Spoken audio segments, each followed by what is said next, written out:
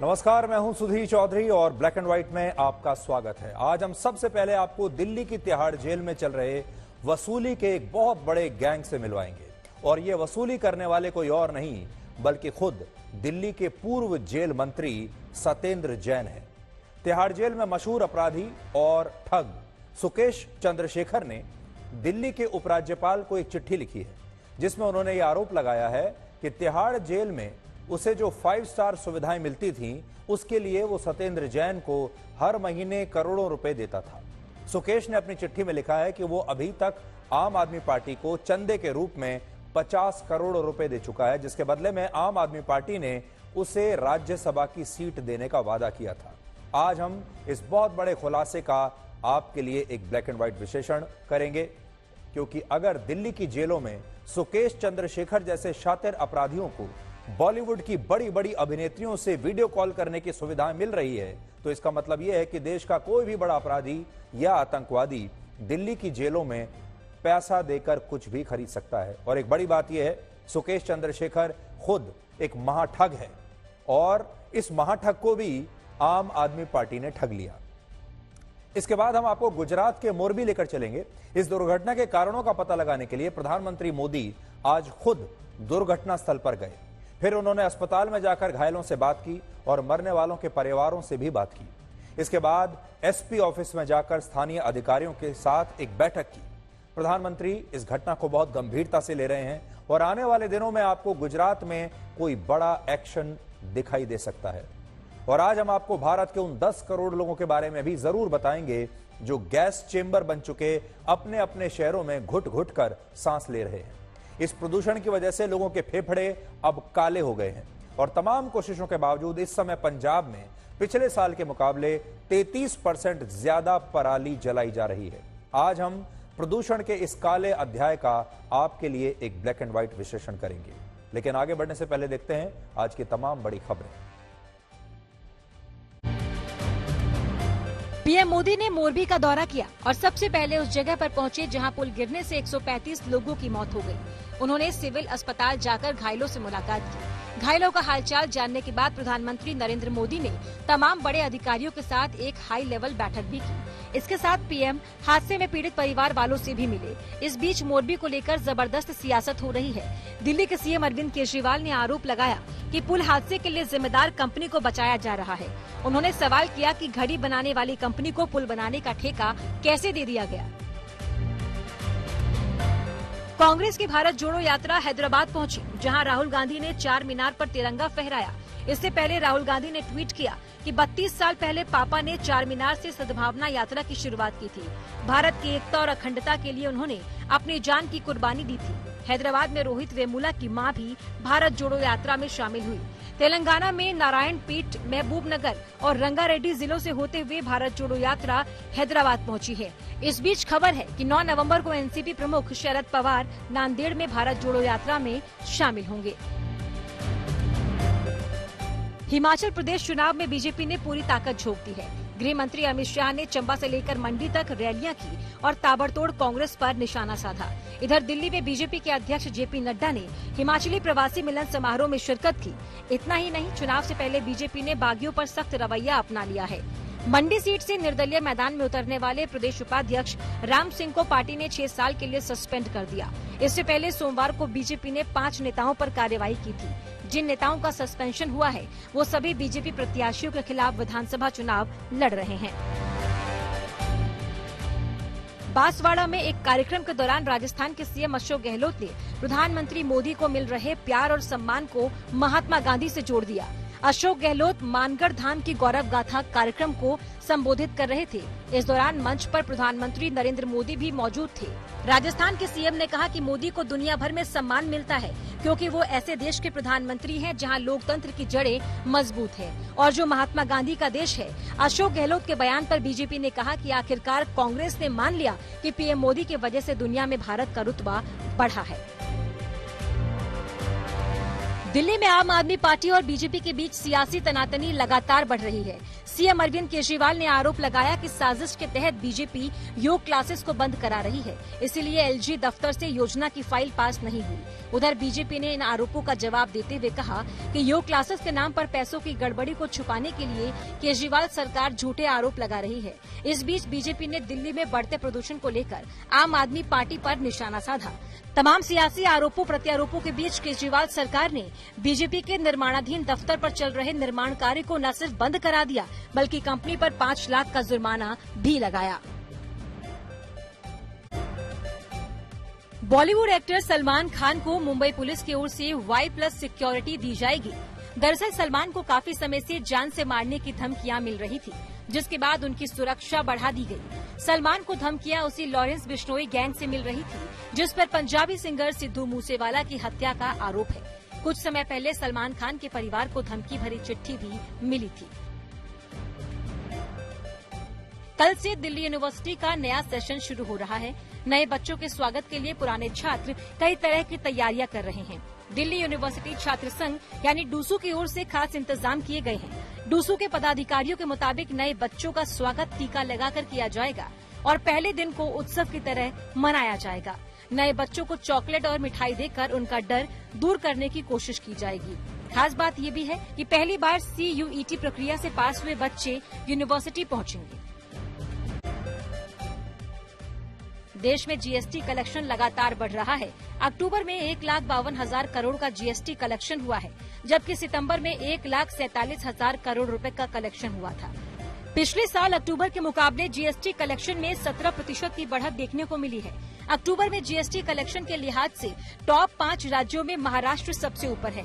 महाराष्ट्र में GST collection पिछले साल की तुलना में 19% बढ़कर 23,037 करोड़ रुपए रही। अब तक का सबसे बड़ा जीएसटी कलेक्शन अप्रैल महीने में रहा, जब सरकार के खजाने में 1,67,000 करोड़ रुपए आए थे। ट्विटर पर ब्लू टिक यानी अकाउंट वेरिफिकेशन के लिए पैसे देने पड़ सकते हैं। कंपनी के नए मालिक एलन मस्क इस बारे में लगातार संकेत दे रहे हैं। चार्ज कितना होगा, इसको लेकर एलन मस्क ने खुलासा नहीं किया, लेकिन उन्होंने अंदाजा जरूर दिया है। जब कुछ मीडिया रिपोर्ट्स में कहा गया कि मस्क $20 यानी करीब 1,600 रुपए वसूल सकते हैं, तो एक यूजर ने मस्क से सवाल पूछ लिया। तब मस्क ने जवाब में कहा, हमें कई तरह के बिलों का पेमेंट भी करना होगा। पूरी तरह से हम एडवर्टाइजर्स पर निर्भर नहीं रह सकते। $8 यानी 650 रुपए का चार्ज कैसा रहेगा। T20 वर्ल्ड कप के मुकाबले में इंग्लैंड ने न्यूजीलैंड को 20 रनों से हरा दिया। इस जीत के साथ ही इंग्लैंड के सेमीफाइनल में पहुंचने की संभावनाएं बनी हुई है। ब्रिस्बेन में खेले गए मुकाबले में इंग्लैंड ने पहले बैटिंग करते हुए 6 विकेट पर 179 रन बनाए थे। जवाब में पूरे 20 ओवर तक खेलने के बावजूद कीवी टीम 6 विकेट पर 159 रन तक ही पहुंच पाई। इंग्लैंड के इस जीत के साथ ग्रुप 1 में सेमीफाइनल का गणित और दिलचस्प हो गया है।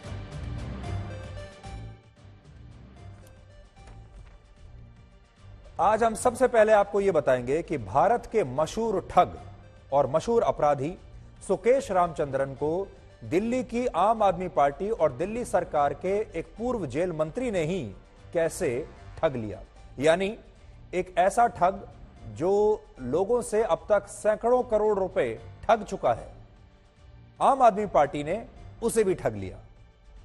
दिल्ली के इस पूर्व जेल मंत्री का नाम है सत्येंद्र जैन, जो आजकल मनी लॉन्ड्रिंग के एक मामले में तिहाड़ जेल में बंद है और जिस अपराधी से उन पर 10 करोड़ रुपए लेने का आरोप है, उस ठग का नाम है सुकेश चंद्रशेखर।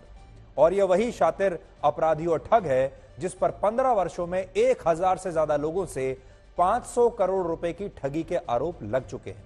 लेकिन अब इस ठग का कहना है कि दिल्ली के एक पूर्व जेल मंत्री ने उसे ही ठग लिया। सबसे बड़ी बात तो यह है कि आज आपको जो दिलचस्प लगेगा वो ये कि जो व्यक्ति हजारों लोगों को ठग चुका है, जो शातिर ठग है, आम आदमी पार्टी ने उसे भी ठग लिया। जिसने इतने सारे लोगों को धोखा देकर उनसे सैकड़ों करोड़ रुपए कमाए, आम आदमी पार्टी ने उस आदमी की जेब से भी पैसा निकाल लिया और वो भी करोड़ों रुपए।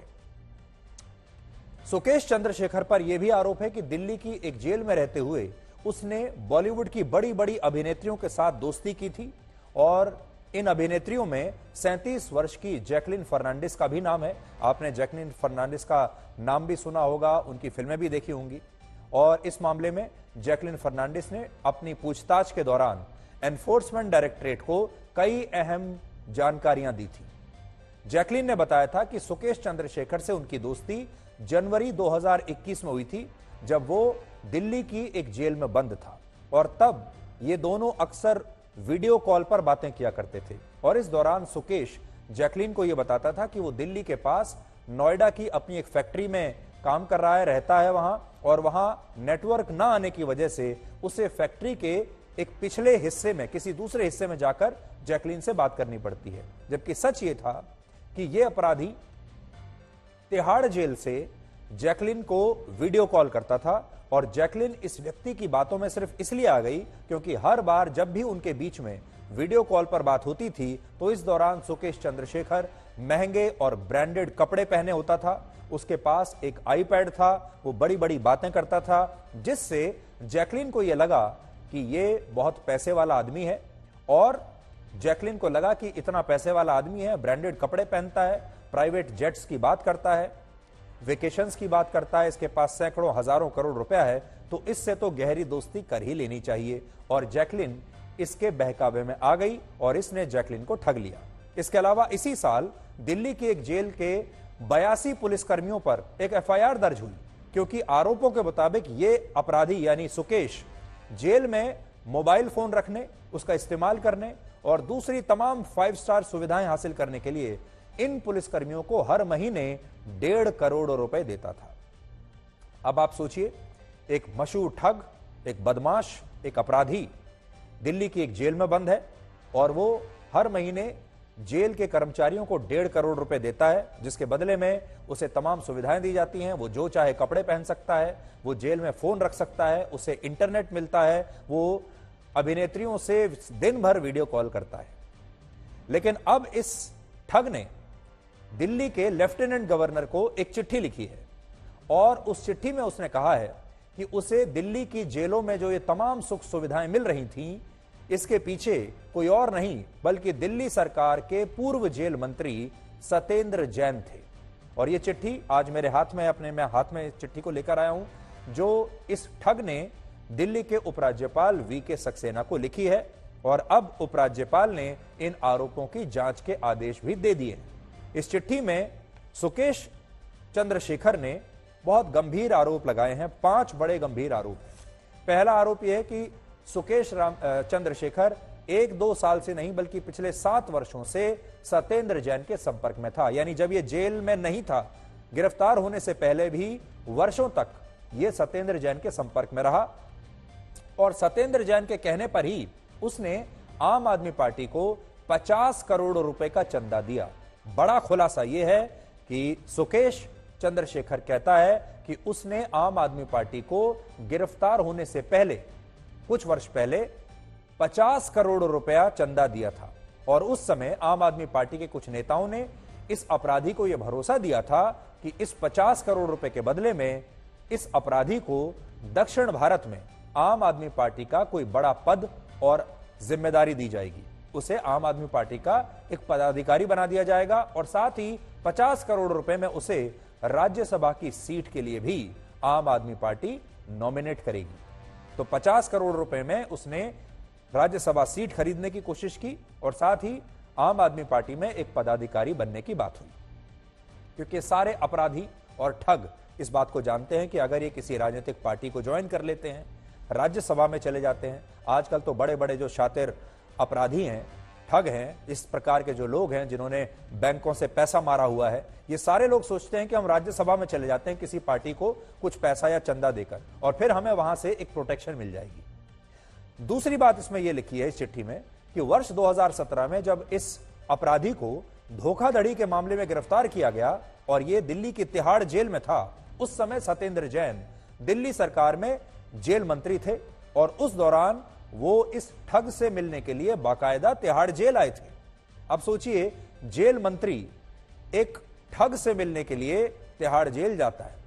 सत्येंद्र जैन सुकेश चंद्रशेखर से मिलकर यह जानना चाहते थे कि कहीं ईडी के साथ पूछताछ में, पुलिस के साथ पूछताछ में उसने आम आदमी पार्टी को 50 करोड़ रुपए देने की बात बता तो नहीं दी।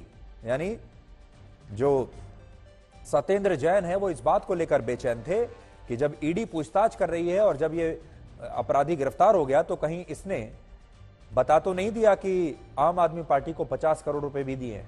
तीसरी बात जो इसमें लिखी है, वर्ष 2019 में सत्येंद्र जैन अपने एक सेक्रेटरी और एक करीबी मित्र के साथ एक बार फिर से तिहाड़ जेल गए और वहां सुकेश चंद्रशेखर से उन्होंने मुलाकात की और इसमें आरोप है कि इस दौरान सत्येंद्र जैन ने इस अपराधी को कहा कि अगर वो जेल में सुरक्षित रहना चाहता है और अगर उसे जेल में मोबाइल फोन जैसी तमाम सुविधाएं चाहिए, 5 स्टार फैसिलिटीज चाहिए, तो उसे प्रोटेक्शन मनी देनी पड़ेगी और इस प्रोटेक्शन मनी के रूप में 2 करोड़ रुपए हर महीने सत्येंद्र जैन को देने होंगे।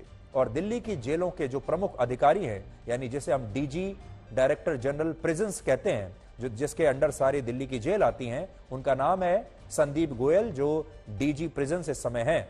संदीप गोयल को भी उसे 1.5 करोड़ रुपए देने पड़ेंगे। यानी इस चिट्ठी में तो यह लिखा है कि दिल्ली के पूर्व जेल मंत्री सत्येंद्र जैन और डीजी प्रिजन्स दोनों की मिली भगत है और ये दोनों आपस में मिलकर पैसा उगाते हैं। चौथा आरोप यह है कि इसके बाद सत्येंद्र जैन ने दिल्ली की अरविंद केजरीवाल सरकार में जेल मंत्री रहते हुए इस अपराधी पर पैसा देने का दबाव बनाया और अगले 2 से 3 महीने में उससे 10 करोड़ रुपए वसूल भी लिए। और यह पैसा उस समय सत्येंद्र जैन के लिए काम करने वाले एक व्यक्ति, जिसका नाम इसमें लिखा है चतुर्वेदी, पूरा नाम नहीं लिखा, सिर्फ यह लिखा है कि कोई चतुर्वेदी नाम का व्यक्ति था जो कोलकाता में रहता था और कोलकाता में सुकेश चंद्रशेखर ने चतुर्वेदी को यह पैसा पहुंचाया। सत्येंद्र जैन के अलावा आरोप है कि इस अपराधी ने दिल्ली के DG prisons, DG jail Sandeep Goyal को भी 12.5 करोड़ रुपए दिए हैं। यह आरोप इस चिट्ठी में यह लगा रहा है। हम नहीं कह सकते कि आरोप कितने सच है कितने झूठ है, लेकिन उसने ऐसी चिट्ठी लिखी है लेफ्टिनेंट गवर्नर को।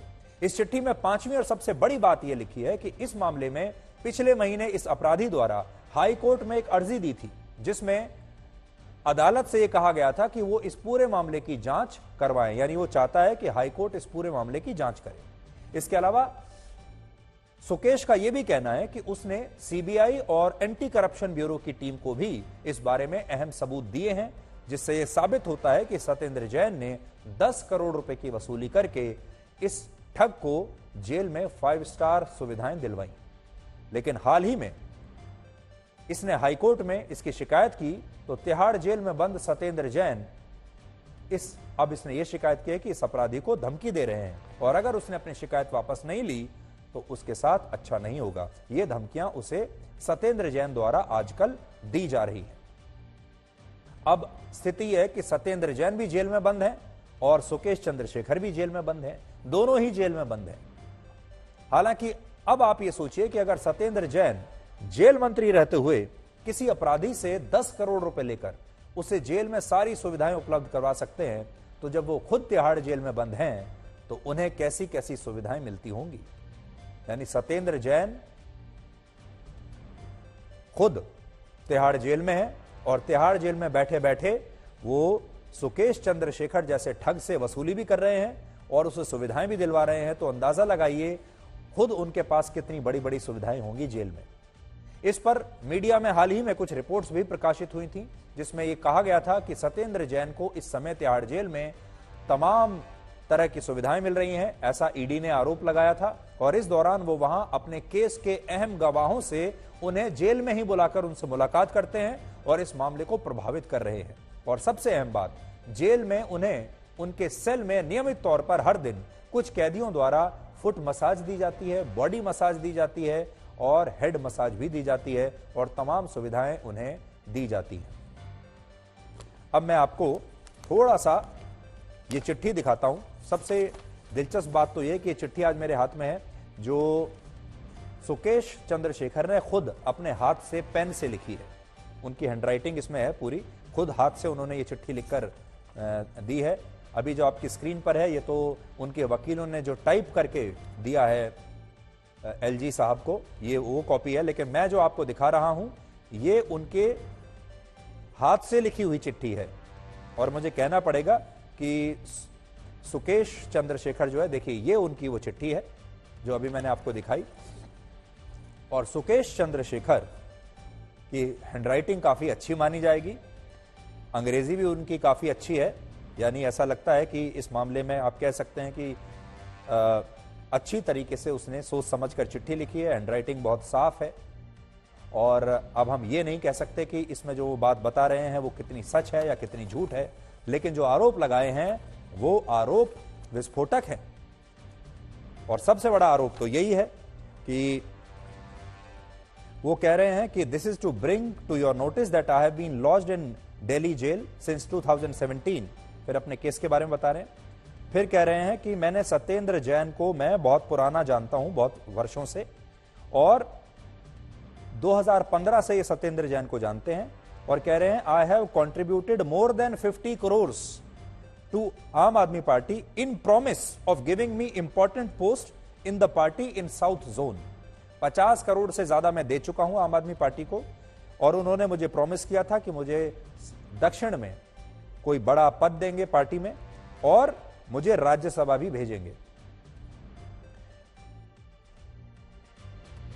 और फिर ये कह रहे हैं कि सत्येंद्र जैन मेरे पास आए 2017 में, जब मुझे गिरफ्तार कर लिया गया, और उन्हें इस बात का डर था कि कहीं मैंने पुलिस को या जांच एजेंसियों को ये तो नहीं बता दिया कि मैंने 50 करोड़ रुपए आम आदमी पार्टी को भी दिए हैं। और फिर वो ये कहते हैं कि उन्होंने मुझसे पैसे ऐंठने शुरू किए, और वो कहते हैं कि उन्होंने मुझसे कहा कि 2 करोड़ रुपए हर महीने तुम्हें देने होंगे अगर तुम जेल में सुरक्षित रहना चाहते हो और जेल में तमाम सुविधाएं लेना चाहते हो। और फिर इसने उन्हें पैसा देना शुरू किया, जिसमें ये कह रहा है कि मैंने 1.5 करोड़ रुपए डीजी प्रिजन संदीप गोयल को दिए भी हैं। फिर ये कहते हैं कि उसके बाद उन्होंने मुझे 2 से 3 महीने में 10 करोड़ रुपए मुझसे ले लिए, और ये पैसा कोलकाता में उन्होंने कलेक्ट करवाया किसी चतुर्वेदी के जरिए। और फिर ये लिखते हैं कि total amount of 10 crore was paid to mister Satyendra Jain, और 12.5 करोड़ रुपए इन्होंने डीजी प्रिजन संदीप गोयल को दिया है। फिर कहते हैं कि during recent investigation by ED I had disclosed about DG prison and also the racket run by DG and jail administration.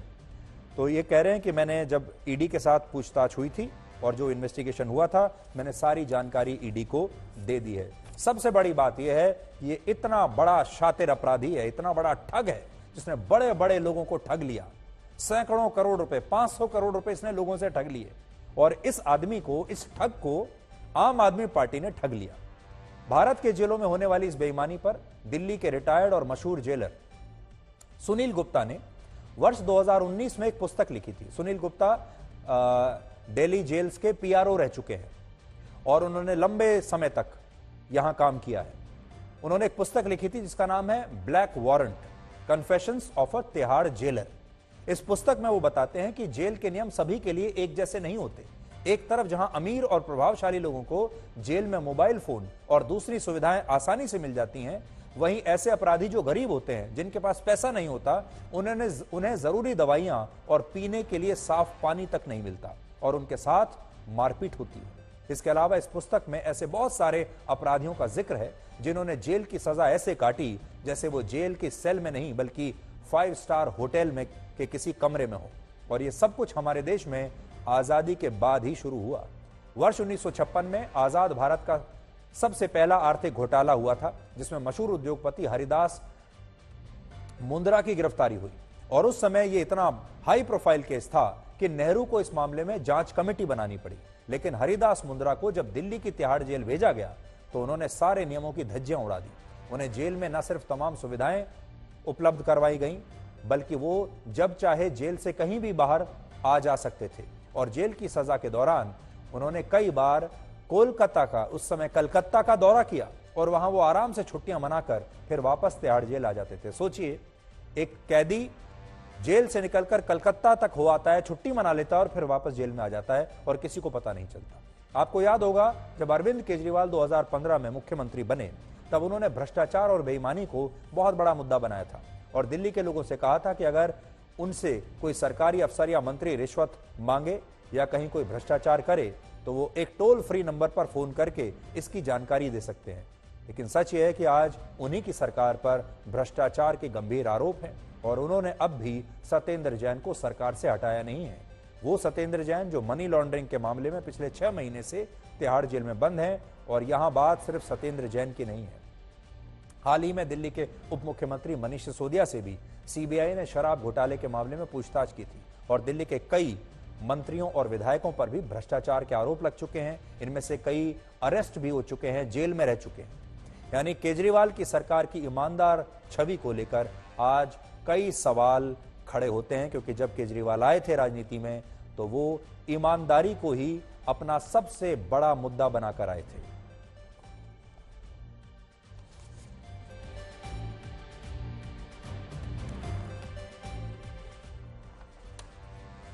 और अब हम आपको राजनीति से दूर उस जगह पर लेकर चलते हैं जहां सिर्फ संवेदनशीलता के लिए जगह है, और यह जगह है गुजरात का मोरबी। रविवार शाम मोरबी में हुई ब्रिज दुर्घटना में 135 लोग मारे गए और प्रधानमंत्री नरेंद्र मोदी आज इस घटना के कारणों को जानने के लिए और घायलों से मुलाकात करने के लिए, परिवारों से मिलने के लिए आज खुद मोरबी पहुंच गए और उन्होंने घटनास्थल का दौरा किया। प्रधानमंत्री सबसे पहले उसी जगह पर गए जहां ये दुर्घटना हुई थी। यहां उन्होंने दुर्घटना के समय के हालात और उनके कारणों को अच्छी तरह से जानने की कोशिश की। गुजरात के एक मंत्री हर्ष सांघवी ने उन्हें विस्तार से इस पूरे घटनाक्रम के बारे में जानकारी दी। ये वहीं की तस्वीरें हैं जो इस समय आप देख रहे हैं।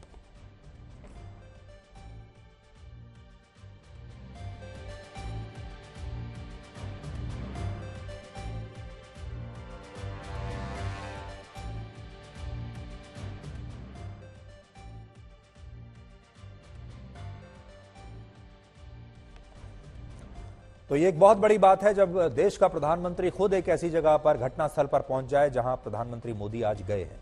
काफी समय उन्होंने वहां पर बिताया, देखते रहे कि ये पुल कैसे टूटा होगा, इसके कारण क्या रहे होंगे, सब कुछ उन्होंने जाना वहां। और गुजरात के गृह राज्य मंत्री उनके साथ थे, वो सारी जानकारियां उन्हें देते रहे। और देखिए आप, प्रधानमंत्री उस पूरी जगह का मुआयना कर रहे हैं, समझने की कोशिश कर रहे हैं कि वहां पर क्या हुआ। इसके बाद वो मोरबी के सिविल अस्पताल पहुंचे जहां पर घायल जो हैं उनका उपचार किया जा रहा है। और यहां पर उन्होंने घायल लोगों से मुलाकात की, उनका हालचाल पूछा और हर संभव मदद का भरोसा दिया। प्रधानमंत्री ने बहुत ध्यान से घायलों की बात सुनी और घायलों ने भी प्रधानमंत्री को अपना पूरा दर्द सुनाया। प्राइम मिनिस्टर नरेंद्र मोदी आके गए, क्या कुछ हुआ? साहब ने बोला सब ठीक ठाक है ना, कोई तकलीफ नहीं है, कोई तकलीफ नहीं है, सब ठीक ही है। बातचीत की प्राइम मिनिस्टर ने? कैसे आप लोग गिरे थे और बताए आप लोग कैसे गिरे थे, ऐसा बोला। हमने बोला कि वेट के हिसाब से गिर गया था, दूसरा कुछ ज्यादा नहीं बोला है। प्राइम मिनिस्टर मिले? बातचीत तो सिर्फ 2-3 बातचीत हुआ। मुझे पूछा तुम कितना आदमी गए थे, मैं बोला 6 आदमी गए थे। तो फिर पूछा जब पुल टूटा तुम कहाँ थे, मैं बोला पुल के बीचों बीच में था। और एक बात पूछा तुम कहाँ से हो, मैं बोला कोलकाता बंगाल से हो, बस इतना ही। 4-5 मिनट बात की मेरे साथ। वो बोलता रहा कितना बजे गए, 6:30 बजे हम गए थे। 6:30 बजे घटना बनी है।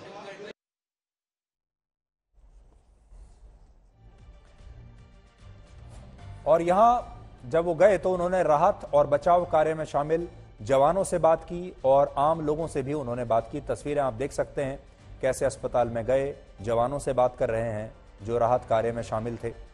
और फिर वो घायलों का हालचाल जानने के बाद वहां के स्थानीय एसपी ऑफिस पहुंचे जहां उन्होंने अपने लोगों को खोने वाले 26 परिवारों से मुलाकात की। इस दौरान वो काफी भावुक नजर आए क्योंकि पीड़ित परिवारों की कहानी और उनका दर्द ऐसा था जिसे सुनना आसान नहीं था। उन्होंने तो सभी को आश्वासन दिया कि भाई योग्य कार्यवाही होगी और आप सबको भी ऐसा सब आश्वासन दिया। सही है। तो ये घाव आपको मोरबी एक्सीडेंट, पुल एक्सीडेंट में लगे? जी, मैं भी वहाँ घटनास्थल पर था, मेरी बच्ची और मेरे बेटे के साथ। और वो बीच में ही था मैं, और अचानक वो पुल टूटा तो हम सभी डूब गए। तो मेरे हाथ में केबल लग गया तो मैं उस पर लटक रहा था, तो उसकी वजह से ये मुझे लगा। वो तो हो जाएगी कार्रवाई, तो पूरी होगी। ऐसा आश्वासन दिया कि पूरी कार्रवाई की जाएगी। पूरी कार्रवाई की जाएगी। कि क्या डिमांड रहेगी? जिस तरह का एक्सीडेंट हुआ है, क्या बोलेंगे आप?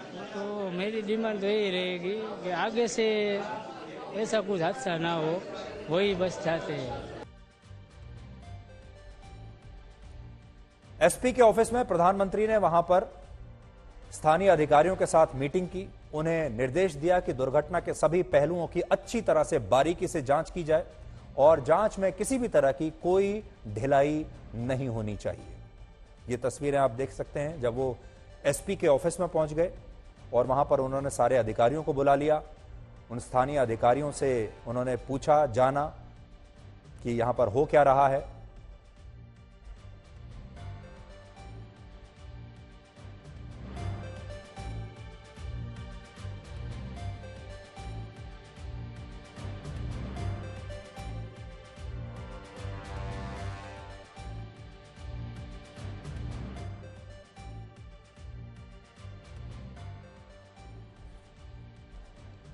और गुजरात में बुधवार को एक दिन का राजकीय शोक घोषित किया गया है। प्रधानमंत्री के दौरे से पहले ही इस पुल का रखरखाव करने वाली ओरेवा कंपनी के 2 मैनेजर, ब्रिज की रिपेयरिंग करने वाले 2 कॉन्ट्रैक्टर्स, 2 टिकट क्लर्क्स और 3 सिक्योरिटी गार्ड्स को गिरफ्तार किया जा चुका है। लेकिन प्रधानमंत्री के दौरे के बाद अब ऐसी उम्मीद है कि बड़े बड़े अपराधी भी इसमें बच नहीं पाएंगे, क्योंकि गुजरात प्रधानमंत्री मोदी का अपना राज्य है, उनका गृह राज्य है और वो यहां आते रहते हैं। यहां के लोगों से उन्हें विशेष लगाव है। गुजरात के मुख्यमंत्री रहे हैं और उन्होंने पूरे देश को गुजरात मॉडल, विकास का एक ऐसा गुजरात मॉडल दिया है जिसकी चर्चा पूरे देश में होती है, दुनिया में होती है। ऐसे में यह बहुत जरूरी है कि मोरबी ब्रिज हादसे के सभी दोषी हर हाल में जेल के पीछे पहुंचे, जेल में पहुंचे। और प्रधानमंत्री मोदी कल जिस समय केवड़िया में चुनावी रैली कर रहे थे, तब भी वो इस हादसे का जिक्र करते हुए काफी भावुक हो गए थे। बिल्कुल रमा, देखिए बहुत ही दुख का समय है, ना केवल उन परिवारों के लिए बल्कि जिसने भी ये एकदम हार्ट रेंचिंग जो विजुअल्स थे जो कुछ ही दिन पहले आए जब ये हादसा हुआ था, ये बेहद ही दुख एक समय है, बहुत ही गमगीन समय है। मोदी ने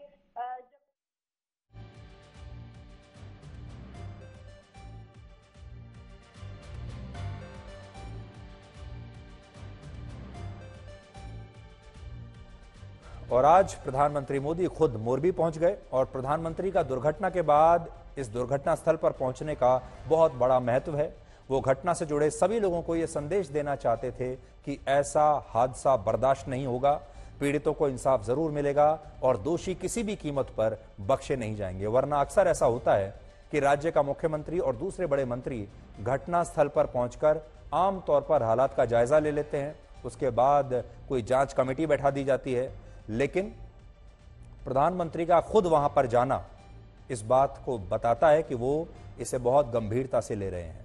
और अब इस पुल हादसे की न्यायिक जांच की मांग सुप्रीम कोर्ट तक पहुंच गई है और अदालत इस पर 14 नवंबर को सुनवाई करेगी कि इस हादसे की न्यायिक जांच होनी चाहिए या नहीं। अब आपको एक तस्वीर दिखाते हैं जिसने मोरबी में प्रधानमंत्री के दौरे से पहले सबका ध्यान खींचा। यहां अधिकारियों ने मोदी के दौरे से पहले ओरेवा कंपनी का जो बोर्ड लगा हुआ था उसको ढक दिया, उस पर देखिए एक कपड़ा लगा दिया। यह वही कंपनी है जिसके पास इस ब्रिज के मेंटेनेंस का कॉन्ट्रैक्ट था और इस कंपनी के कई लोग गिरफ्तार भी हो चुके हैं। लेकिन जिस तरह अधिकारियों ने ओरेवा कंपनी का बोर्ड कपड़े से ढका, उससे यह सवाल उठता है कि क्या स्थानीय अधिकारी इस कंपनी को बचाना चाहते हैं, क्योंकि ये सब लोग जानते थे आज प्रधानमंत्री यहां पर आएंगे, पूरा मीडिया इसकी कवरेज करेगा और जब कवरेज होगी तो इस कंपनी का जो बोर्ड है, ओरेवा कंपनी का बोर्ड, साइन बोर्ड जो लगा हुआ है, ये सबको दिखाई देगा, कंपनी की बदनामी होगी। और इसी बदनामी को बचाने के लिए यहां पर एक कपड़ा डाल दिया गया ताकि किसी को यह ना पता चले कि इस कंपनी का नाम क्या है। 135 लोगों की मौत की जिम्मेदार जो प्राइवेट कंपनी है वो कंपनी कौन सी है, यह नाम ना पता चले, इसलिए इस बोर्ड को ढक दिया गया। लेकिन आज ये बात हम पूरे देश तक पहुंचाना चाहते हैं। उस कंपनी का नाम है ओरेवा और आपने अजंता ब्रांड की घड़ियों के बारे में जरूर सुना होगा। ये वही कंपनी है और इन्होंने कोशिश तो की कि हमारा नाम किसी को पता ना चले, लेकिन आप आज पूरा देश आज तक पर यह देख सकता है कि यह कंपनी कौन सी है, इसका नाम क्या है और कैसे वो अपने नाम को छुपाने की कोशिश कर रहे हैं। आपको जानकर हैरानी होगी कि प्रधानमंत्री मोदी का मोरबी से एक बड़ा विशेष संबंध रहा है। 1979 में गुजरात के इसी मोरबी में मच्छू नदी पर एक और ऐसी ही बड़ी दुर्घटना हुई थी और उस समय नरेंद्र मोदी किसी नेता की तरह नहीं बल्कि एक स्वयं सेवक की तरह वहां पर घायलों की मदद करने के लिए गए थे। उस समय मच्छू नदी पर बना एक बांध टूट गया था और सरकारी आंकड़ों में इस हादसे में मरने वाले लोगों की संख्या करीब 2000 बताई गई, जबकि उस समय विपक्ष के आरोपों के मुताबिक इसमें मरने वाले लोगों की संख्या कहीं ज्यादा थी। इस दुर्घटना की तस्वीरें देखकर आज आपका दिल भी बहुत दुखेगा। माधवराव सोलंकी जब गुजरात के मुख्यमंत्री बने तो उन्होंने इस दुर्घटना की जांच को ही बंद करवाना चाहा, लेकिन तब एक एनजीओ ने यह होने नहीं दिया और फिर 1984 आते आते मामला ठंडा पड़ गया। सुप्रीम कोर्ट ने इस मामले को खत्म कर दिया और इस दुर्घटना को एक्ट ऑफ गॉड बता दिया गया और इस मामले में पीड़ितों को कभी न्याय नहीं मिला। संयोग देखिए कि जिस समय यह घटना हुई उस समय नरेंद्र मोदी संघ से जुड़े हुए थे और तब चेन्नई में थे। अपने राज्य में इतने बड़े हादसे की जानकारी मिलते ही वो दिल्ली में नानाजी देशमुख से मिलते हुए मोरबी पहुंचे और मोदी के नेतृत्व में हजारों संघ कार्यकर्ता तब पीड़ितों की सेवा में लग गए और रविवार को मोरबी में जिस समय यह दुर्घटना हुई उस समय नरेंद्र मोदी प्रधानमंत्री के रूप में गुजरात में ही मौजूद थे और तभी से वो लगातार तमाम सरकारी अधिकारियों के संपर्क में बने रहे। पिछले लगभग 48 घंटे से हमारा देश मोरबी में हुई इस दुखद घटना की चर्चा कर रहा है और लोग इस पर अफसोस भी जता रहे हैं और ऐसा होना भी चाहिए। बहुत बड़ी दुखद दुर्घटना यह है जिसमें 135 लोग मारे गए। लेकिन आज हम आपको भारत के उन 10 करोड़ लोगों के बारे में भी बताना चाहते हैं जो गैस चेंबर बन चुके अपने अपने शहरों में घुट घुट कर सांस ले रहे हैं। और हैरानी की बात यह है कि हमारे देश में इतनी बड़ी खबर की कहीं कोई चर्चा नहीं और सरकारों के साथ शायद लोगों ने भी अब इस खतरनाक वायु प्रदूषण को नॉर्मल मान लिया है, यानी इसकी आदत पड़ चुकी है।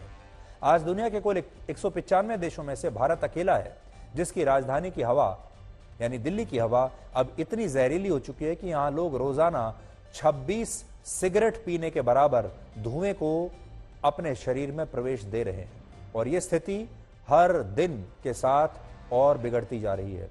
इस समय दिल्ली ही नहीं बल्कि उत्तर भारत के सभी बड़े शहरों की हवा खतरनाक श्रेणी में है। इसलिए जो लोग ऐसा सोचते हैं कि प्रदूषण की समस्या सिर्फ दिल्ली की है तो उन्हें बहुत बड़ी गलतफहमी है। यह समस्या अब पूरे देश की समस्या बन चुकी है, आप चाहे कहीं भी रहते हैं। आज दिल्ली का एयर क्वालिटी इंडेक्स 437 तक पहुंच गया। दिल्ली के पास गाजियाबाद में 362, नोएडा में 430, लखनऊ में 252, गुरुग्राम में 392 और पटना में 145 दर्ज हुआ। अगर आप देखेंगे तो उत्तर भारत के लगभग सभी शहरों की हवा इस समय खतरनाक है और इनमें भी सबसे ज्यादा खराब स्थिति दिल्ली की है। और आज दिल्ली दुनिया की पोल्यूशन कैपिटल बन चुकी है। दिल्ली की जहरीली हवा का सबसे बड़ा कारण है पराली जलाने की लगातार बढ़ती घटनाएं। पराली फसल के उस बचे हुए अवशेष को कहते हैं जो फसलों की कटाई के दौरान खेतों में रह जाता है और क्योंकि किसानों को अगली फसल की बुआई करनी होती है इसलिए वो इस बचे हुए अवशेष को अक्सर जला देते हैं और इससे जो धुआं निकलता है वो धुआं बड़े पैमाने पर आसपास के शहरों की हवा को जहरीला बना देता है। और बड़ी बात यह है कि इस समय पंजाब में किसानों द्वारा बड़े पैमाने पर पराली जलाई जा रही है। आपने देखा होगा कई वर्षों से कोशिश हो रही है कि पंजाब में पराली ना जलाई जाए, लेकिन ये कम होने की बजाय बढ़ती जा रही है। इस साल पंजाब में पराली जलाने की 16,000 से ज्यादा घटनाएं दर्ज हुई, जबकि हरियाणा में यह आंकड़ा लगभग 2,000 है और उत्तर प्रदेश में 1,181 है। इसके अलावा 15 सितंबर से 28 अक्टूबर के बीच पंजाब में पराली जलाने की 10,000 से ज्यादा घटनाएं हुई, यानी पिछले साल की तुलना में इस बार पंजाब में ऐसी घटनाओं में 33.5% की वृद्धि हुई है, कमी नहीं हुई, बढ़ रही है। दूसरी तरफ हरियाणा और उत्तर प्रदेश जैसे राज्य हैं जहां ये घटनाएं पिछले साल के मुकाबले कम हुई हैं। हरियाणा में ऐसी घटनाएं 25% तक कम हुई और इसी तरह उत्तर प्रदेश में भी इन घटनाओं पर रोक लगी है। लेकिन पंजाब में स्थिति बिल्कुल उलट है। बाकी राज्यों में पराली कम जल रही है अब, लेकिन पंजाब में पहले से भी ज्यादा। हैरानी की बात यह है कि जब पिछले साल पंजाब में आम आदमी पार्टी चुनाव प्रचार कर रही थी, उस समय उन्होंने कहा था कि अगर पंजाब में अरविंद केजरीवाल की जीत होती है तो पंजाब में पराली का एक तिनका भी नहीं जलाया जाएगा। लेकिन आज स्थिति क्या है, आप इन तस्वीरों में देख सकते हैं। पंजाब की तस्वीरें हैं। आज हमने आपके लिए दिल्ली के मुख्यमंत्री अरविंद केजरीवाल के उस समय के कुछ बयान ढूंढ कर निकाले हैं, चुन चुनकर, जब पंजाब में उनकी पार्टी की सरकार नहीं थी। लेकिन उस समय जब दिल्ली में प्रदूषण का स्तर बढ़ता था, तब केजरीवाल अक्सर यही सवाल पूछते थे कि पंजाब की सरकार उस डेडलाइन के बारे में कब बताएगी जब पंजाब में कहीं भी पराली नहीं जलेगी। लेकिन आज जब पंजाब में खुद उनकी सरकार है, तब केजरीवाल ऐसा कोई सवाल नहीं पूछते, बल्कि वो इस समय गुजरात के विधानसभा चुनावों में व्यस्त है। दिल्ली के लोगों का मजाक उड़ाना बंद कीजिए और अब दिल्ली के लोग परेशान हो चुके हैं पोल्यूशन से। हम स्पेसिफिक टाइमलाइंस चाहते हैं पंजाब सरकार से, कैप्टन सरकार से, खट्टर सरकार से और केंद्र सरकार से। दिल्ली की जनता स्पेसिफिक टाइमलाइंस चाहती है। आप हमें बताइए कि आप कब तक पराली जलाना बंद करवाएंगे, आप कब तक हमारे पंजाब और हरियाणा के किसानों को टेक्नोलॉजी और मशीनें उपलब्ध करवाएंगे। मैं यही सोच रहा था कि आखिर हम दिल्ली के लोगों का कसूर क्या है, इतना ज्यादा जो हम लोग अभी बर्दाश्त कर रहे हैं, दिल्ली के लोगों का क्या कसूर है। इसमें कोई दो राय नहीं कि फसल का धुआं, सारी एजेंसीज बता रही हैं, सारे इंजीनियर, सारे साइंटिस्ट, सारे एक्सपर्ट बता रहे हैं कि फसलों का धुआं दिल्ली के अंदर आ रहा है, इस वजह से चारों तरफ इतना पोल्यूशन है। सभी जिम्मेदार सरकारों की ये फर्ज बनता है कि वो अपने किसानों को एक ऑल्टरनेट व्यवस्था दें ताकि किसानों को फसल जलाने की ज़रूरत ना पड़े। हम किसानों के घर जाएंगे, दिल्ली सरकार किसानों के पास जाएगी और उनसे पूछेगी क्या आप अपने खेत में करवाना चाहते हैं। जो किसान अपने खेत में इसको करवाने की मंजूरी देंगे, दिल्ली सरकार खुद अपने ट्रैक्टर किराए पे करके हर किसान के यहाँ पूरा फ्री में उसका छिड़काव करके आएंगे। इस समय दिल्ली के प्रदूषण में पराली के धुएं की हिस्सेदारी 18 से 20% है, जबकि PM 2.5 से होने वाले वायु प्रदूषण में इसकी हिस्सेदारी 26% है। समस्या यह है कि दिल्ली की हवा में पराली के धुएं का यह स्तर अभी और भी बढ़ने वाला है। पंजाब में अब तक 45% खेतों में ही धान की कटाई हुई है और बाकी खेतों में अब भी फसलों को काटा जाना बाकी है। यानी जब इन खेतों में फसलों की कटाई होगी तब वहां पर भी पराली जलाई जाएगी, और अगर पराली जलाई जाएगी तो फिर दिल्ली और उसके आसपास के इलाकों में रहने वाले लोगों की सांसों के टुकड़े टुकड़े ऐसे ही होते रहेंगे। इसके अलावा वर्ष 2021 में पंजाब में लगभग 29 लाख हेक्टेयर की जमीन पर धान की खेती हुई थी। इस बार 31 लाख हेक्टेयर से ज्यादा जमीन पर धान की फसल उगाई गई है। यानी ज्यादा फसल है तो पराली भी ज्यादा जलाई जाएगी। इसके लिए हमें तैयार रहना होगा। जो आग लगा रहे हैं हम इस खेत में, वो देखो हमारी ये बहुत बड़ी मजबूरी है। सरकार ने आधुनिक तकनीक से जो बनाए हुए हैं साधन, सुपर सीटर वगैरह, उससे क्या होता है कि वो तो 2500 रुपया 1 एकड़ का ले लेते हैं। उससे हमारा जो खर्चा है, देखिए किसान है जो पंजाब का, उसके ऊपर तो आगे ही बहुत ज्यादा कर्जा हुआ है, तो वो अपना मतलब जो खर्चा है निकाल नहीं सकता। इसलिए मैडम सरकार जो पराली ਨੂੰ ਅਸੀਂ ਅੱਗ ਲਾਉਨੇ ਆ, ਇਹ ਸਾਡੀ ਮਜਬੂਰੀ ਹੈ, ਕੋਈ ਸ਼ੌਕ ਨਹੀਂ ਹੈ, ਇਹ ਮਜਬੂਰੀ ਹੈ। ਸਰਕਾਰ ਦੇ ਹੱਥ ਵਿੱਚ ਹੀ ਹੈ ਇਹਨੂੰ ਬੰਦ ਕਰਾਉਣਾ। ਸਰਕਾਰ ਵਧੀਆ ਮਸ਼ੀਨਾਂ ਮੁਹੱਈਆ ਕਰਵਾਵੇ ਤਾਂ ਕਿ ਪਰਾਲੀ ਨੂੰ ਮਿੱਟੀ ਦੇ ਵਿੱਚ ਮਿਲਾਇਆ ਜਾਵੇ। ਵਧੀਆ ਮਸ਼ੀਨਾਂ ਮਹਿੰਗੀਆਂ ਨੇ, ਕਿਸਾਨ ਤਾਂ ਪਹਿਲਾਂ ਹੀ ਕਰਜ਼ੇ ਥੱਲੇ ਦਬਿਆ ਹੋਇਆ। ਇਹਦੇ ਵਿੱਚ ਇੱਕ ਪਰਾਲੀ ਦਾ ਅਹਿਮ ਮੁੱਦਾ ਸੀਗਾ ਪ੍ਰਦੂਸ਼ਣ ਦਾ। ਸਰਕਾਰ ਕਹਿੰਦੀ ਹੈ ਵੀ ਪਰਾਲੀ ਨੂੰ ਅੱਗ ਨਹੀਂ ਲਾਉਣੀ, ਤੇ ਕਿਸਾਨਾਂ ਨੇ ਉੱਥੇ ਮਜਬੂਰੀ ਜ਼ਾਹਰ ਕਰੀ ਹੈ ਵੀ ਅੱਗ ਲਾਉਣੀ ਸਾਡੀ ਮਜਬੂਰੀ ਆ। ਸਰਕਾਰ ਇਹਦੇ ਉੱਤੇ ਆਪਦਾ मुहैया मशीनरी जो कुछ भी है इन्हू कंट्रोल करने वास्ते सरकार इत्ते आप गौर करे। कोई किसान लक्ष्य बेवसा कमा किन्नी होगा सब ये तो साडे कोई सरकार करे सी। मुद्दा तो उठाउंदी है भी प्रदूषण हुंदा, पर असीं हुण किन्ना का करांगे, हुण आ भी डंगरां खातर असीं सांभांगे। अब बड़ा सवाल यह है कि आखिर किसान पराली को जलाते क्यों हैं और क्या इसका कोई दूसरा समाधान नहीं है। बहुत कम लोग जानते हैं कि आज से 6 दशक पहले तक हमारे देश में पराली जलाने का कोई मुद्दा ही नहीं था। क्योंकि उस जमाने में किसान अपनी फसलों की कटाई हाथों से किया करते थे और जब हाथ से फसलों को काटा जाता था तब खेतों में उसके अवशेष बचते ही नहीं थे। लेकिन वर्ष 1970 में पहली बार कंबाइंड हार्वेस्टर मशीन का इस्तेमाल शुरू हुआ, जिसकी मदद से फसलों को मशीन से काटा जाता था। हालांकि यह टेक्नोलॉजी भी वर्ष 2000 के बाद ही ज्यादातर किसानों के पास पहुंची थी, लेकिन इससे एक बड़ी समस्या पैदा हो गई। इस हार्वेस्टर मशीन से जब फसलों को काटा जाता है तो इससे खेतों में फसलों का कुछ हिस्सा मिट्टी में ही रह जाता है, जिसे पराली कहते हैं। और क्योंकि किसानों को नई फसल की बुआई करनी होती है और इसे हटाने के काम में समय भी लगता है और पैसा भी लगता है, इसलिए किसान इसे जलाना बेहतर समझते हैं। जबकि नोट करने वाली बात यह है कि पराली को बिना जलाए भी खेतों से हटाया जा सकता है, यह मुमकिन है। जैसे इसके लिए बायो डिकम्पोजर की टेक्नोलॉजी का इस्तेमाल हो सकता है। इसके अलावा एक और मशीन है जिसका इस्तेमाल किया जाता है, जिसे हैप्पी सीडर कहते हैं। इस मशीन की खासियत यह है कि इसकी मदद से पराली को काटे या जलाए बिना ही उसके साथ नई फसल की बुआई हो सकती है और पराली को फर्टिलाइजर की तरह इस्तेमाल किया जा सकता है, खाद की तरह।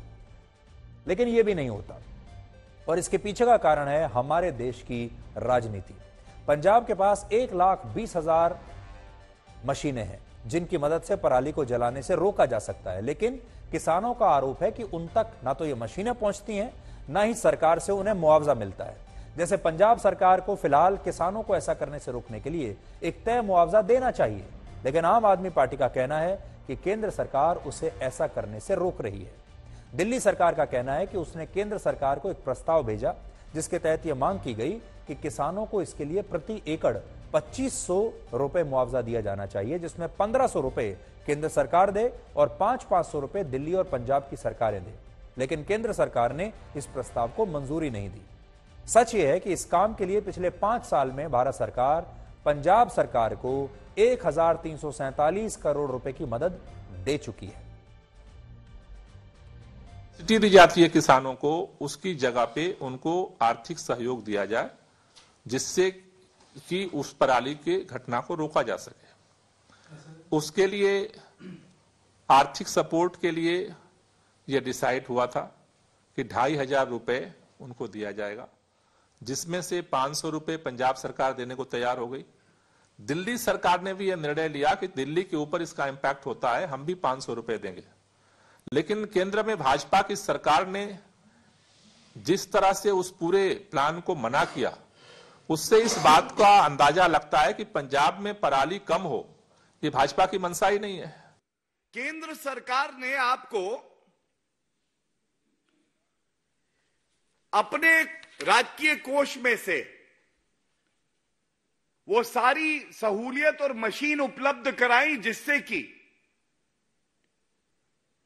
पराली जलाने के जो प्रदूषण हो वो कम हो जाए। 1,20,000 ऐसी मशीन अरविंद केजरीवाल की जो पापी पार्टी है पंजाब सरकार के पास उपलब्ध थी। केंद्र सरकार ने उनको चिट्ठी लिखी, इसका इस्तेमाल करिए, हवा जहरीली हो जाएगी। लेकिन ये रिपोर्ट कहती है कि इन मशीनों का प्रयोग ही नहीं किया गया। आज हमारा देश चीन से बहुत कुछ सीख सकता है। आज से कुछ साल पहले तक चीन की राजधानी बीजिंग को दुनिया की पॉल्यूशन कैपिटल कहा जाता था, लेकिन इसके बाद चीन वहां कड़े नियम लेकर आया। जैसे कोल प्लांट्स को वहां पूरी तरह से प्रतिबंधित कर दिया गया, नई गाड़ियों की बिक्री को लेकर कानून बनाया गया कि वहां हर साल 2.5 लाख से ज्यादा गाड़ियां नहीं बेची जाएंगी और हवा को साफ बनाने के लिए लोगों की भी उतनी ही जिम्मेदारी होगी जितनी सरकारों की है। और इन नियमों और कानूनों की वजह से आज बीजिंग की हवा काफी हद तक साफ है। लेकिन इसी तरह जब भारत की सरकार पराली की घटनाओं को रोकने के लिए कानून लाई, तब किसानों ने दिल्ली की सीमाओं को बंधक बनाकर इस कानून को वापस करा दिया। आपको याद होगा जब किसानों ने बहुत बड़ा आंदोलन किया था और तब उन्होंने सरकार को यह मजबूर कर दिया कि पराली पर लाए नियमों को सरकार वापस ले और फिर सरकार को ये नियम वापस लेने पड़े। इसका मतलब यह है कि हमारे देश में बहुत बड़ी चुनौती ये भी है कि अगर आप पर्यावरण को लेकर या किसी और बड़े मुद्दे को लेकर कोई कानून लाते भी हैं तो राजनीति हमारे देश में ऐसी होती है कि आंदोलन करके सरकारों को मजबूर कर दिया जाता है कि वो उन नए कानूनों को इंप्लीमेंट ना कर पाए। और पराली के साथ भी यही हुआ। इसके अलावा हम जब भी, आपने देखा होगा, दूसरे जो कानून होते हैं, नागरिकता कानून जब आया था उसे लेकर भी यही काम हुआ था। और अब आखिर में देश की सबसे बड़ी सामाजिक क्रांति के बारे में आपको बताते हैं, जिसका नाम है मेरा स्वाभिमान। Title sponsor Lux Cozi innerwear, चेहरे पे मुस्कान।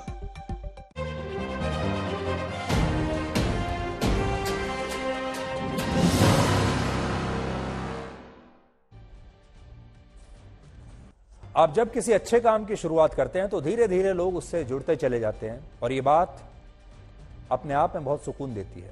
हमें भी बहुत अच्छा लग रहा है कि हमारी मुहिम का असर अब पूरे देश में हो रहा है और हमारे देश के लोग कोने कोने से लगातार हमें वीडियोस भेज रहे हैं, अपने संदेश भेज रहे हैं, सुझाव भेज रहे हैं और शुभकामनाएं भेज रहे हैं। और ये किसी भी न्यूज चैनल द्वारा चलाई गई आज तक की सबसे बड़ी मुहिम है, सबसे बड़ा अभियान है, जिसमें लोग अब खुद से हमारे साथ जुड़ते चले जा रहे हैं, क्योंकि ये मुद्दा है गरीबों का और गरीब के स्वाभिमान का। इस मैंने ये महसूस किया है कि गरीब लोगों को बहुत इज्जत मिल रही स्वाभिमान से, और मिलने भी चाहिए। भारत में गरीबी बहुत है और लोग गरीब लोगों का सम्मान नहीं करते हैं। कोई कुछ कहता है, कुछ गलत कहता है, इज्जत भी नहीं करते हैं। और सुधीर चौधरी जी ने ये स्वाभिमान जो चालू किया है, उससे गरीब लोगों को बहुत इज्जत मिल रही है। सुधीर जी, आपके इस बेमिसाल प्रयास से लोगों का उन सभी की ओर देखने का नजरिया बदलेगा और एक नया भारत और विकसित समाज को हमें देखने का मौका मिलेगा। आपने ये मेरा अभिमान सो चलाया है, वो गरीबों के हित के लिए है और गरीबों की आवाज उठाने वाला कोई नहीं है। आपको सलाम करता हूँ मेरी तरफ से। स्वाभिमान जो मुहिम चला रहे हैं, इससे हमारे अगल बगल में जितने गरीब दुखी हैं उनको उनका स्वाभिमान मिल रहा है। ये स्वाभिमान से हमारे देश में बहुत ही सुधार होगा।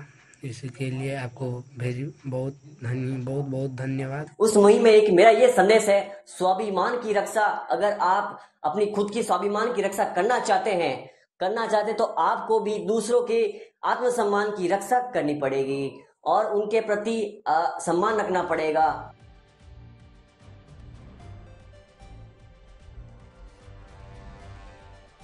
और अगर आप भी हमें अपना सुझाव देना चाहते हैं, संदेश देना चाहते हैं, तो ये नंबर हमेशा याद रखिए 8657900895।